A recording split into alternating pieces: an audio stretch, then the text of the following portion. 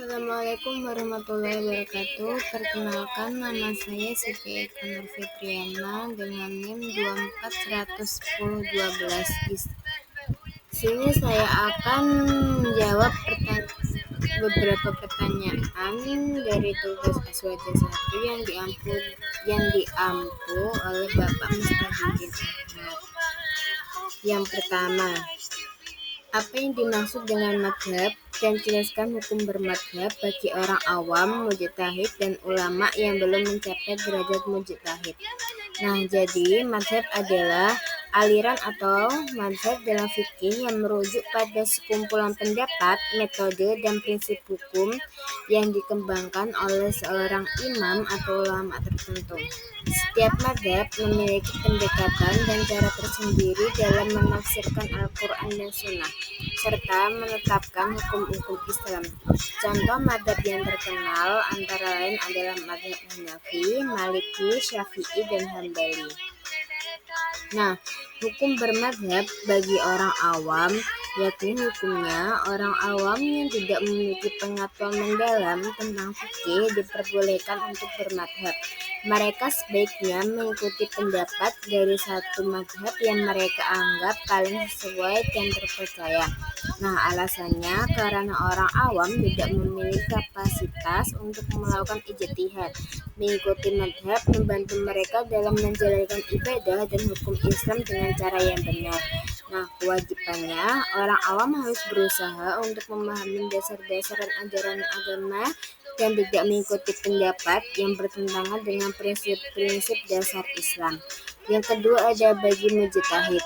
Hukumnya, mujtahid adalah orang yang memiliki kemampuan untuk melakukan ijtihad dan menetapkan hukum berdasarkan dalil-dalil.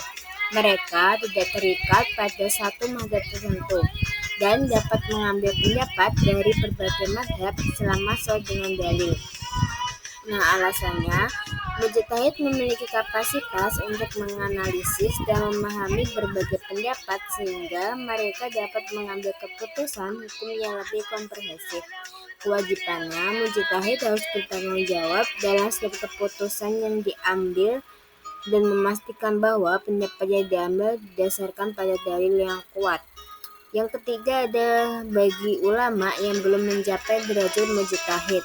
Hukumnya, ulama yang belum mencapai derajat mujtahid tetapi memiliki pengetahuan yang cukup dalam fikih dapat mengikuti satu mazhab tertentu atau melakukan talfik dengan hati-hati. Nah, alasannya mereka memiliki pengetahuan yang lebih baik dibandingkan orang awam, tetapi belum memiliki kapasitas untuk melakukan ijtihad secara penuh. Nah, kewajibannya ulama ini sebaiknya terus belajar dan meningkatkan pengetahuan mereka agar dapat mencapai derajat mujtahid di masa depan. Mereka juga harus berhati-hati dalam memilih pendapat dan tidak mengikuti hawa nafsu. Nah, yang kedua, mengapa kita harus mengikuti mazhabibah al-arba'ah bukan mazhab lainnya? Nah, mengikuti mazhab al-arba'ah atau 4 mazhab utama dalam fikih Islam, yakni Hanafi, Maliki, Syafi'i, dan Hambali, seringkali dianggap lebih dianjurkan oleh sebagian kalangan karena beberapa alasannya. Nah, yang pertama yakni konsisten dan keberlanjutan. Maksudnya, mazhab al-arba'ah telah teruji selama berabad-abad dan memiliki sistem hukum yang konsisten. Mereka telah menghasilkan banyak karya ilmiah dan fatwa yang dapat dijadikan rujukan oleh umat Islam. Yang kedua, metodologi yang jelas. Setiap mazhab dalam al-arba'ah memiliki metodologi yang jelas dalam menafsirkan Al-Quran dan Sunnah. Ini memberikan panduan yang lebih terstruktur bagi umat Islam dalam memahami hukum-hukum Islam. Yang ketiga ada ketersediaan sumber. Karya-karya ulama dari mazhab al-arba'ah sangat banyak dan mudah diakses. Ini menunjukkan orang untuk belajar dan memahami ajaran dari masing-masing mazhab. Yang keempat ada pengakuan umum. Mazhab al-arba'ah diakui secara luas oleh umat Islam di berbagai belahan dunia. Mengikuti salah satu dari mazhab ini dapat membantu menjaga kesatuan dan keharmonisan dalam praktik ibadah di kalangan umat Islam. Yang kelima ada fleksibilitas. Meskipun masing-masing mazhab memiliki pendapat yang berbeda, mereka tetap saling menghormati dan mengakui perbedaan. Ini memberikan ruang bagi umat Islam untuk memilih pendapat yang paling sesuai dengan konteks dan kebutuhan mereka. Yang keenam ada kepatuhan terhadap ulama. Mengikuti mazhab al-arba'ah berarti menghormati dan mengikuti pendapat para ulama yang telah berkontribusi besar dalam pengembangan fikih Islam. Ini juga membantu orang awam untuk tidak terjebak dalam kebingungan akibat perbedaan pendapat yang tidak terarah. Yang ketujuh ada menghindari ketidakpastian. Dengan mengikuti mazhab yang sudah mapan, umat Islam dapat menghindari ketidakpastian dan kebingungan yang mungkin timbul dari mengikuti pendapat yang tidak jelas atau tidak teruji.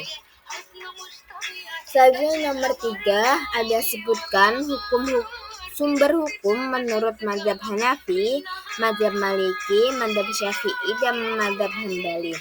Nah, setiap mazhab dalam fikih Islam memiliki sumber hukum yang menjadi rujukan dalam menetapkan hukum-hukum syariat.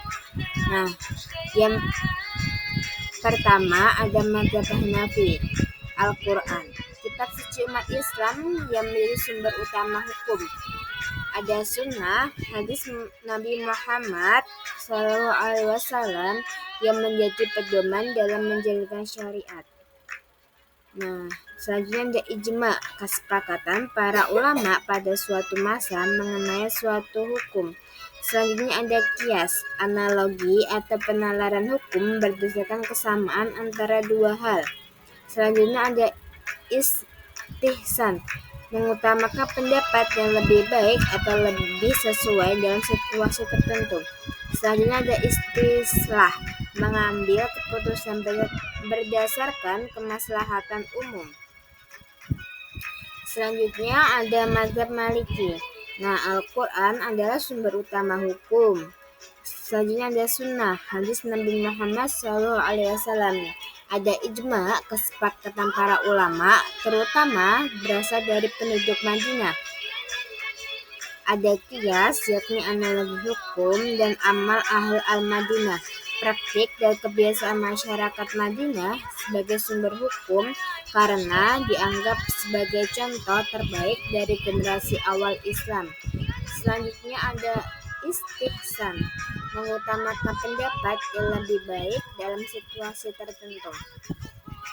Yang ketiga ada mazhab Syafi'i. Nah, mazhab Syafi'i di sini ada Al-Quran, yakni sumber utama hukum.